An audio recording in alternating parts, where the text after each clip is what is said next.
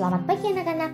Ya, hari ini kita mulai kembali untuk masuk ke materi yang kedua ya. Minggu lalu kita telah belajar materi pelajaran IPA tentang sumber energi. Masih ingat apa itu sumber energi? Ya, sumber energi adalah segala sesuatu yang bisa menghasilkan energi.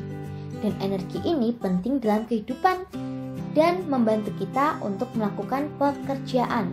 Karena semua aktivitas itu membutuhkan energi. Dan energi pun dibagi menjadi dua, yaitu energi yang terbarukan dan tidak dapat terbarukan. Hari ini kita masuk ke perubahan bentuk energi. Energi bersifat kekal, artinya energi tidak dapat diciptakan maupun dimusnahkan. Selama jutaan tahun, energi hanya berubah bentuk dari satu bentuk ke bentuk lainnya. Oleh manusia, energi diubah bentuknya untuk meringankan pekerjaan sehari-hari. Contohnya, televisi yang mengubah energi listrik menjadi energi cahaya dan juga bunyi. Atau misalnya kompor, di mana kompor ini mengubah energi kimia dalam bentuk gas, dan minyak goreng yang diubah kompor menjadi energi panas untuk memasak. Bentuk-bentuk energi yaitu ada energi panas atau energi kalor, lalu energi magnet, energi nuklir, energi cahaya, energi listrik, energi bunyi, energi kimia, dan energi gerak atau mekanis atau kinetis. Apabila anak-anak perhatikan dalam kehidupan sehari-hari, kita telah melihat berbagai banyak bentuk perubahan bentuk energi.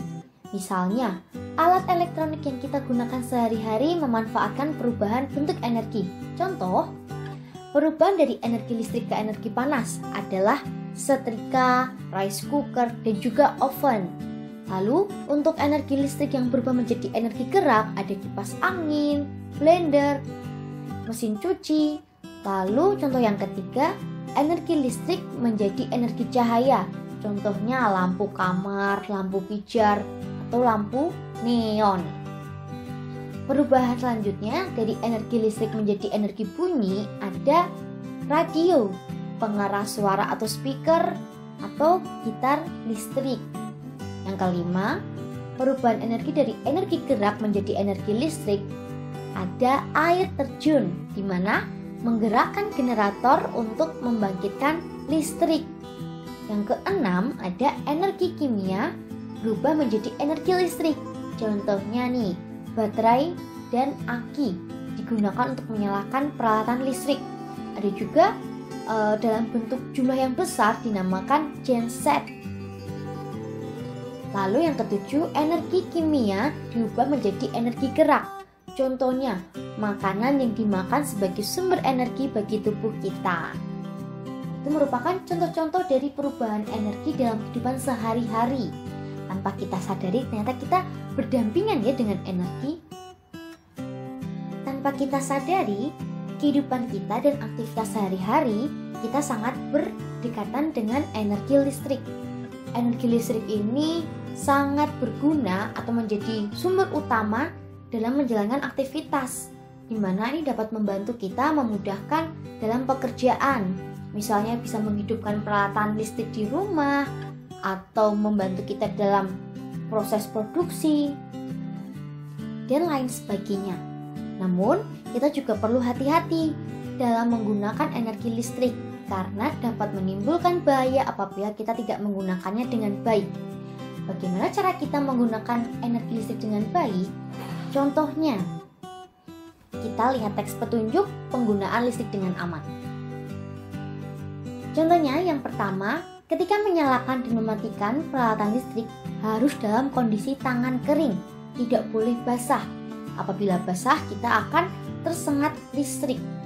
Yang kedua, tidak mencolokkan banyak steker dalam satu stop kontak. Yang ketiga, memadamkan peralatan listrik setelah digunakan. Apabila sudah selesai dipakai, jangan terus ditancapkan, tetapi langsung dicabut. Yang keempat, tidak meninggalkan peralatan listrik dalam keadaan menyala. Ketika anak-anak berpergian jauh dengan keluarga, jangan pernah meninggalkan peralatan listrik yang masih tertancap pada stop kontak. Karena apabila kita telah berhati-hati dalam menggunakan listrik, kita pun juga telah berkontribusi dalam menghemat energi. Penghematan energi ini tindakan mengurangi jumlah penggunaan energi, di mana bagian penting dari mencegah dan mengurangi perubahan iklim. Penghematan energi juga merupakan cara yang lebih ramah lingkungan. Kita akan masuk ke kegunaan dan penghematan energi listrik. Energi listrik dalam jumlah besar dihasilkan oleh generator pembangkit listrik. Generator itu digerakkan menggunakan tenaga air, uap, nuklir, matahari, dan lain-lain. Di Indonesia sendiri, untuk menggerakkan generator lebih banyak menggunakan energi air, sehingga disebut pembangkit listrik tenaga air. Dan di Indonesia terkenal dengan yang namanya PLTA Jatiluhur. Energi yang dihasilkan dari PLTA atau pusat pembangkit listrik kemudian nanti akan disalurkan ke gardu, ke rumah, pabrik, dan gedung-gedung, sehingga mereka bisa menggunakan energi listrik dengan baik. Nah, ini contoh dari gambar generator pembangkit listrik tenaga air. Besar juga ya. Energi listrik atau saluran listrik tidak menutup kemungkinan bahwa energi itu akan mati. Maksudnya, energi itu akan padam seketika atau terjadi konsleting. Nah, kita harus menjaga keselamatan diri kita karena kita hidup berdampingan dengan energi listrik. Dalam menjaga keselamatan diri yang harus diutamakan, yang pertama, jangan menyalakan peralatan listrik di tempat yang lembab atau basah. Kemudian menggunakan alas kaki dari karet setiap kali bekerja dengan peralatan listrik. Nah, kalau misalnya anak-anak melihat para petugas PLN, mereka menggunakan APD lengkap, menggunakan sarung tangan, menggunakan topi, menggunakan sabuk, menggunakan sepatu yang berbahan tebal, supaya mereka menghindari konsleting listrik. Kemudian jika ada peralatan listrik yang rusak, jangan mencoba memperbaikinya sendiri. Mintalah ahli elektronik untuk memperbaikinya. Yang keempat, jangan memasukkan benda-benda logam ke dalam lubang stop kontak. Karena logam itu sifatnya konduktor atau menghantarkan listrik. Lalu, hindari penggunaan steker yang terlalu banyak pada sebuah stop kontak. Jangan sesekali anak-anak memiliki stop kontak lalu dibuat ngecas HP, menonton televisi, kemudian untuk mixer dan yang lainnya dalam satu kontak penuh seperti gambar yang tertera. Itu muatannya berlebih ya, dan bisa mengakibatkan konsleting.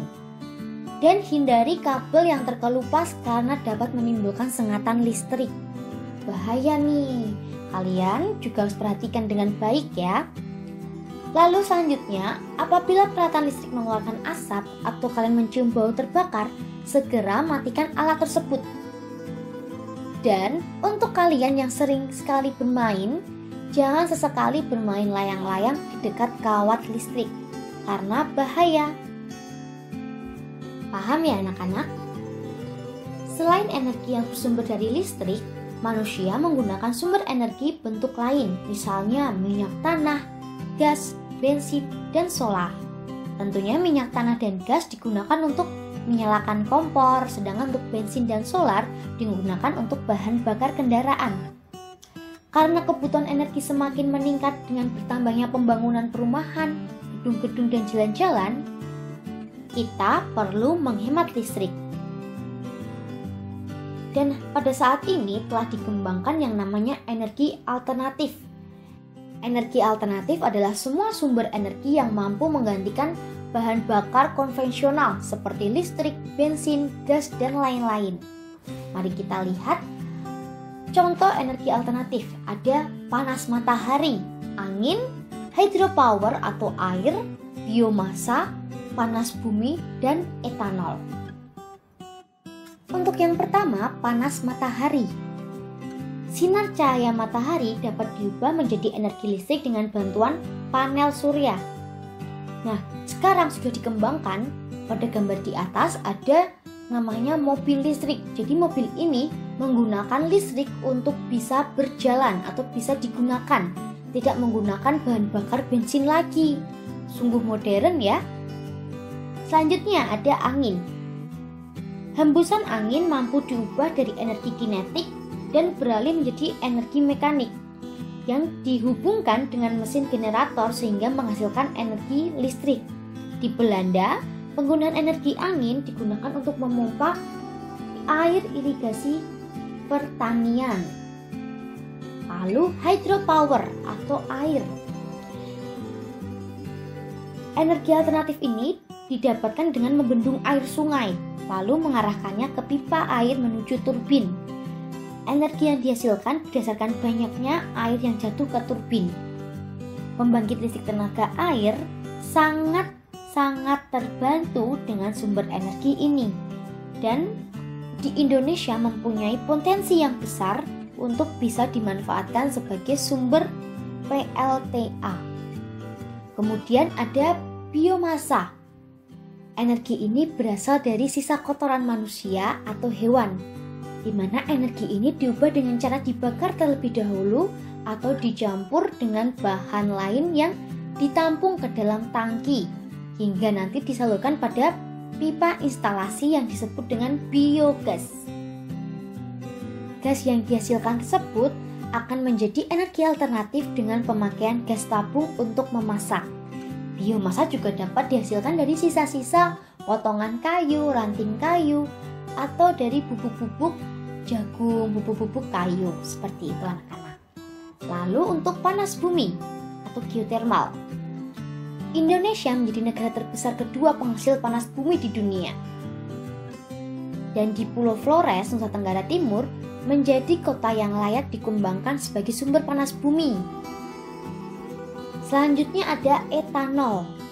Etanol adalah bahan bakar berbasis alkohol dari fermentasi jagung, tebu, atau gandum. Bahan bakar ini dapat dicampur dengan bensin untuk meningkatkan kadar oktan dan meningkatkan kualitas emisi. Wah, energi alternatif yang kita miliki sangat beragam ya. Karena kita memiliki sumber energi yang melimpah, kita tidak boleh langsung menghambur-hamburkannya atau menggunakan secara boros. Tapi kita semua berkewajiban untuk menghemat supaya kelak waktu yang akan datang generasi kita masih bisa menikmati energi yang ada. Baiklah, sekian materi yang dapat disampaikan. Silakan anak-anak juga dapat belajar dari video ini dan membaca LKS yang ada untuk menambah ilmu pengetahuan kalian. Selamat pagi, selamat beraktivitas, dan juga selamat belajar semuanya. Sampai jumpa.